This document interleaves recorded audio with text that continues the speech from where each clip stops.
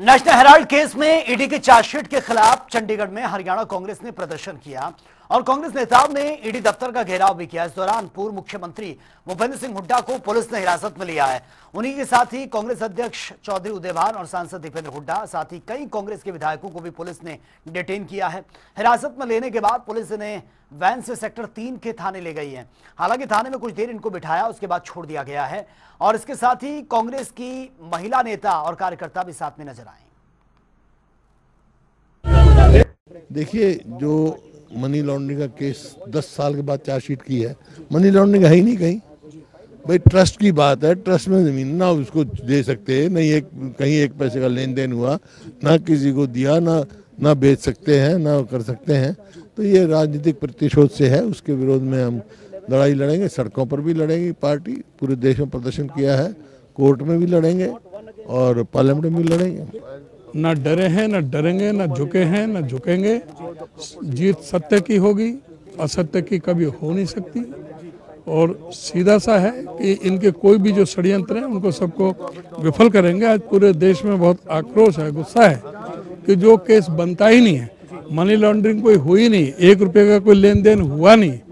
और फिर ये जिस तरह से कांग्रेस के शीर्ष नेताओं के खिलाफ जो ये षड्यंत्र करके जो ये केस दर्ज किए जा रहे हैं, ये बिल्कुल गलत है और इसका विरोध करते रहेंगे हमेशा। और जब तक हमें पूरी तरह से न्याय नहीं मिलेगा, जब तक हम इस पर पूरी तरह से लड़ाई लड़ते रहेंगे। जिस प्रकार से स्वतंत्र एजेंसियों का दुरुपयोग करके लोगों की आवाज को दबाया जा रहा है, लोग राहुल गांधी जी किसान की, गरीब की आवाज पार्लियामेंट में उठाते हैं।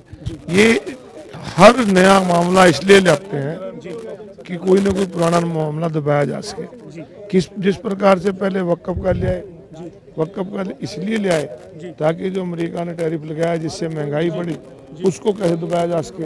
अब जब वक्फ का विरोध हो रहा है तो अब राहुल गांधी और सोनिया जी के खिलाफ चार्जशीट जारी कर दी। तो ये सिर्फ लोग अपने नेताओं, हमारे विपक्षी नेताओं की आवाज दबाना चाहते हैं। बिल्कुल गलत है, कई बार ये कार्रवाई हो चुकी है। अब आप देखते हैं, जब भी कोई नई शुरुआत राहुल गांधी जी करते हैं, तभी वो ईडी और अन्य जो भारत सरकार के इस तरह के, चाहे सीआईडी हो, सीबीआई हो, सबको मिसयूज करने का काम भारत सरकार कर रही है। क्या लगता है सर, कई राज्यों में विधानसभा चुनाव है, इस वजह से मैंने बताया ना, जब भी कोई नए चुनाव हो या नया कार्य कांग्रेस पार्टी कोई करती हो, अभी अहमदाबाद में आपने देखा होगा अधिवेशन था, उससे सब करके ये सोचते हैं कि भाई कहीं कांग्रेस पार्टी कोई अच्छी तरह का वो ना करे, तो निश्चित तौर पे हमारे नेताओं को डराने का काम करते हैं। लेकिन राहुल गांधी शेर है, माननीय सोनिया गांधी जी ये डरने वाले लोग नहीं हैं। ये सर, ये प्रोटेस्ट जो है ये डेमोक्रेसी का हिस्सा है। जब सरकार की ज्यादतियाँ और उनके जो पब्लिक के ऊपर या राजनीतिक संस्थाओं के ऊपर जब कुठाराघात बढ़ता है तो इस तरह के प्रदर्शन होते हैं। तो ये जो पीड़ है, ये हिंदुस्तान की हिस्ट्री में ब्लैक पीड़ ऑफ द डेमोक्रेसी जाना जाएगा, क्योंकि ये लोग जो असली मुद्दे इस देश के वेंडेटा जिसे आप कह सकते हैं, हकीकत में ये केस आज की बात नहीं है। लोगों का ध्यान किस तरफ जा रहा है, लोग बेरोजगारी से परेशान हैं, लोग महंगाई से परेशान हैं।